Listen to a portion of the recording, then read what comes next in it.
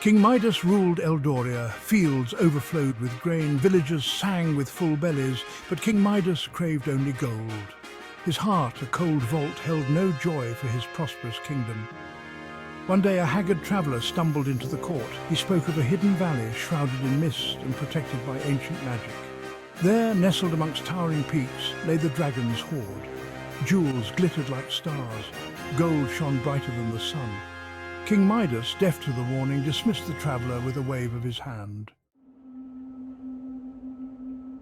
The king assembled his bravest knights. He promised them riches beyond imagination, a share of the dragon's hoard. They rode out at dawn, their armour gleaming under the rising sun. Their path led them through rolling hills and fertile valleys, the bounty of Eldoria on full display. But King Midas saw none of it. His gaze remained fixed, his heart thundering with anticipation. He urged his men onward, deeper into the wilds. The knights, duty-bound, followed their king into the unknown. The forest pressed in, a suffocating blanket of shadows and whispers. The sun, a distant memory, struggled to pierce the dense canopy. The air hung heavy, thick with the scent of damp earth and decaying leaves. Unseen creatures rustled in the undergrowth. Eyes, glowing with an eerie light, watched from the darkness. The knights, their bravado fading with each step, gripped their weapons tightly. But King Midas remained undeterred. He rode on, a beacon of avarice in the heart of darkness.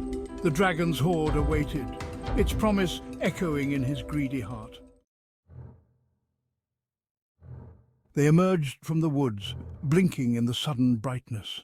Before them, nestled at the foot of a towering mountain, yawned the entrance to the forbidden caves. The mouth of the cave, a jagged maw of darkness, seemed to devour the light. From within, a low guttural growl echoed, a sound that spoke of ancient power and slumbering rage. Even King Alaric, his heart pounding in his chest, felt a flicker of unease. But the lure of the treasure, like a siren's song, called to him, drowning out all reason and fear. He dismounted, his boots crunching on the rocky ground. The air hung heavy, thick with the stench of sulphur and decay. He approached the cave, each step heavy with foreboding. The knights, their faces etched with apprehension, followed close behind.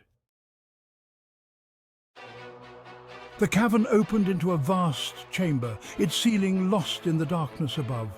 A single shaft of light pierced the gloom, illuminating a sight that stole their breath away. A hoard of treasure lay piled in the center of the chamber, glittering with an almost unholy light. Gold glinted, jewels sparkled. But guarding the hoard, its massive form coiled protectively around the treasure, lay the dragon. Scales black as night and hard as obsidian shimmered in the faint light. Eyes glowing with ancient wisdom and terrible power fixed upon the intruders. The dragon unfurled, its wings buffeting the air, creating a whirlwind of dust and debris. King Alaric, blinded by his desire, ignored the warning. He saw only the treasure, the fulfillment of his every greedy dream. The dragon roared, a sound of such fury that it seemed to split the very earth. It lunged, its claws flashing, its jaws snapping. The knights, caught between their king's madness and the dragon's wrath, scattered. King Alaric, his greed outweighing all reason, pressed his attack. He swung his sword, his blade bouncing harmlessly off the dragon's impenetrable scales. The dragon, its patience exhausted, unleashed a torrent of fire. The chamber erupted in a conflagration of heat and light. King Alaric, his treasure within reach yet forever out of grasp, watched in horror as the flames consumed everything.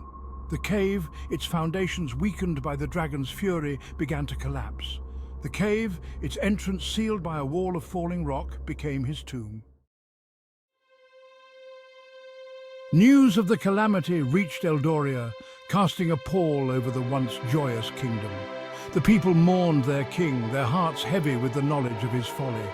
Eldoria, once prosperous and full of life, was plunged into chaos. The fields lay fallow.